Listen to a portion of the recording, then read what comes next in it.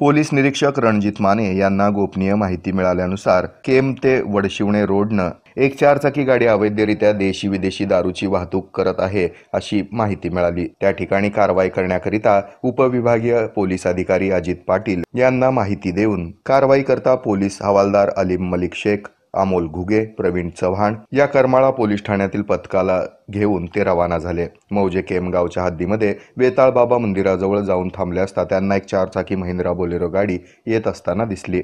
तिचा संशय आल्यामुळे त्यांनी गाडी थांबून गाडीची तपासणी केली। त्यात एकूण 47,014 रुपये किमतीच्या देशी विदेशी दारूचे बॉक्स, त्यामध्ये देशी विदेशी दारूच्या बाटल्या मिळून आल्या। तसंच या गाडीमध्ये चालक सदाशिव अजय मराठे वय 28, राहणार निमगाव, टेंभुर्णी, तालुका माढा, जिल्हा सोलापूर याला अंदाजे 5 लाख किमतीची महिंद्रा बोलेरो गाडी क्रमांक MH45AQ 4759 असा एकूण 5,47,014 रुपये किमतीचा मुद्देमाल पंचांसमक्ष पंचनामा करून ताब्यात घेण्यात आला।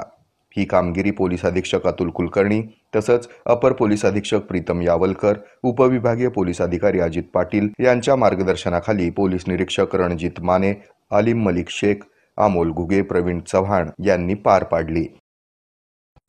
हे आहे मेट्रोकास्ट केबल नेटवर्क आणि आपण पाहत आहात द न्यूज प्लस बरच काही।